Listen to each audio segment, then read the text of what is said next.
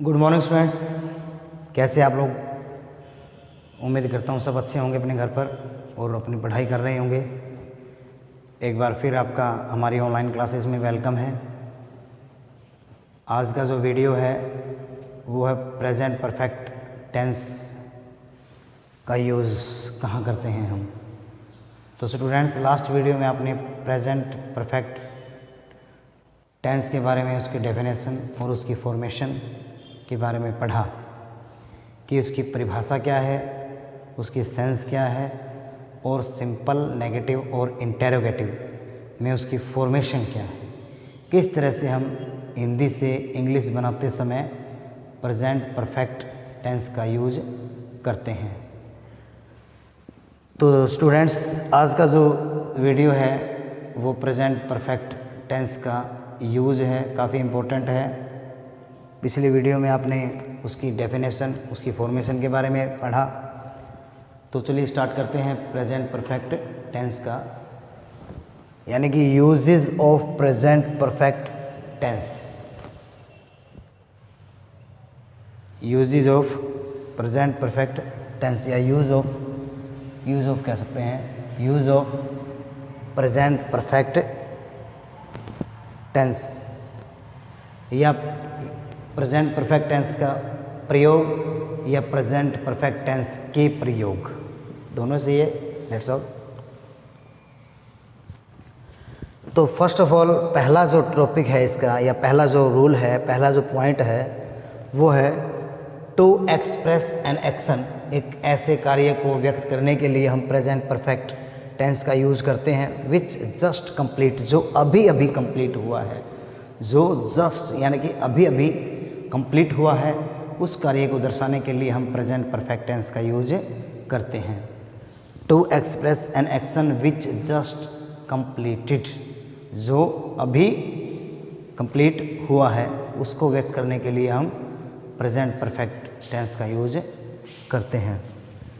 Have you written a letter, क्या आपने पत्र लिखा है, क्या आपने पत्र लिखा है। तो अभी अभी पूछा गया उससे, have you written a letter, क्या आपने पत्र लिखा है, क्या, या यूँ कहे कि क्या आपने लिखा है ये पत्र। ठीक है। तो दूसरा जो पॉइंट है वो है टू एक्सप्रेस एन एक्शन। एक ऐसे एक्शन को व्यक्त करने के लिए, एक ऐसे काम को व्यक्त करने के लिए विच बिगेन इन द पास्ट, जो पास्ट से चलता आ रहा है या पास्ट में शुरू हुआ था, and has continued up to the present, और आज भी चल रहा है या आज भी वो कार्य है।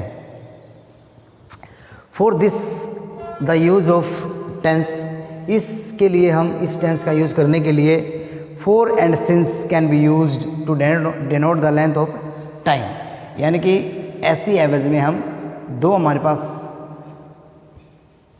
प्रेपोजिशन है जिसका हम फॉर और सिंस लगा करके इस टेंस का यूज करते हैं।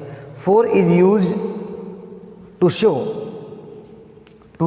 Show the length of time, यानी कि फॉर जो है वो हमें समय अवधि के बारे में बताता है, जैसे लंबी समय अवधि हो उसके बारे में बताता है। और and since to show point of time, और जो सिंस जो है वो जो समय का मुख्य पॉइंट या बिंदु दे रखा हो उसके आधार पर हम सिंस का यूज करते हैं। He has been a teacher since 1995, यानी कि वह 1995 से टीचर रहा है। 1995 पहले भी है और आज भी है, यानी कि 1995 से ही वो इस कार्य में लगा हुआ है। I have known him for the last 10 years। अब ये देखो, ये है फॉर, यहाँ आ गया तो फॉर कहाँ यूज होता है, to show the length of time, यानी कि लंबी समय अवधि के साथ हम फॉर का यूज़ करते हैं और अल्प समय अवधि के साथ में हम सिंस का यूज करते हैं। या फिर ये कहें कि पॉइंट दे रखा हो, जैसे ये भी एक डेट दे रखी हो, भाई उस डेट से शुरू हुआ है, तो वहाँ पे हम सिंस लगाते हैं, और डेट न दे करके एक लंबी समय अवधि दे दी हो वहाँ पे हम फॉर का यूज करते हैं। I have known him for the last 10 years, मैं उसे पिछले 10 सालों से जानता हूँ, या 10 सालों से जानता हूँ। ठीक है।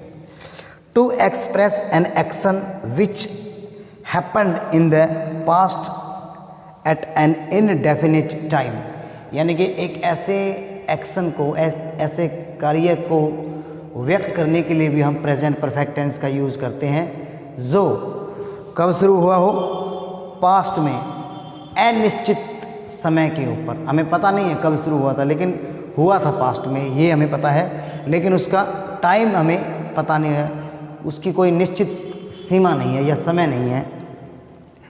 We either don't the time of its happenings और वी डोंट मेंशन इट, यानी कि हम इसके शुरू होने का या कब हुआ था वो भी नहीं जानते, और उसका हमें, उसके बारे में हमें वर्णन भी नहीं करना है या फिर हमने बताना भी नहीं है। ठीक है, दोबारा देख लीजिए। टू एक्सप्रेस एन एक्शन, एक ऐसे कार्य को व्यक्त करने के लिए, विच हैपेंड इन द पास्ट, जो पास्ट में हुआ है, एट एन इनडेफिनिट टाइम, अनिश्चित समय पर, उसका हमें पता नहीं है। We either don't the time, हम उसका टाइम भी नहीं पता हमें, ऑफ इट्स हैपनिंग, यानी कि जब वो शुरू हुआ था, और वी डोंट मेंशन इट, और हम उसे के बारे में वर्णन भी नहीं कर रहे हैं कि उस समय शुरू हुआ, लेकिन हमें जस्ट केवल बताना है कि पास्ट में ये काम हुआ। जैसे I have seen the Taj Mahal, मैंने ताजमहल देखा है। अब कब देखा है इसमें कोई मेंशन नहीं है। क्लियर। लास्ट जो पॉइंट है वो है in sentence having yet negative sentence of this are found, ये जी किसी वाक्य के अंदर, सेंटेंस के अंदर येट लगा हो और हम नोट लगा करके उस वाक्य में प्रेजेंट परफेक्ट टेंस का यूज कर सकते हैं। जैसे he has not come yet, वह अभी नहीं आया है। ठीक है, तो ये थे कुछ रूल्स जो हमें ये बताते हैं कि कहाँ कहाँ हमें प्रेजेंट परफेक्ट टेंस का यूज करना है या कहाँ कहाँ प्रेजेंट परफेक्ट टेंस का यूज होता है। तो उम्मीद करता हूँ आपको ये चैप्टर समझ में आ गया होगा, use of present perfect tense, कि किस तरह से हमें इस टेंस के बारे में कुछ रूल्स मैंने बताए हैं आपको, जिनके आधार पर हम इसका यूज़ कर सकते हैं। तो आप अगर नोट बनाना चाहते हैं तो वीडियो को पॉज करके भी आप नोट बना सकते हैं। उम्मीद करता हूं कि आपको सभी जितने भी ग्रामर की वीडियो बनी हैं या जो जो टॉपिक भी हमने किए हैं वो आपको अच्छी तरह से समझ में आ रहे होंगे। फिर भी मैं आपको हर वीडियो में बताता हूं, कहता हूं कि अगर आपको किसी भी प्रकार की कोई भी दिक्कत है, प्रॉब्लम है, समस्या है, तो प्लीज़ आप कमेंट ज़रूर करें कमेंट बॉक्स में जा कर के, या फिर व्हाट्सअप नंबर पे आप डायरेक्ट सर के पास व्हाट्सअप कर सकते हैं, या फिर आप मेरे नंबर पे व्हाट्सअप कर सकते हैं, जिससे आपकी जो प्रॉब्लम है उसका सॉल्यूशन किया जा सके। तो आज के लिए बस इतना ही। Thank you, have a nice day to all. Thank you dear students, thanks a lot my dear students, thank you, have a nice day.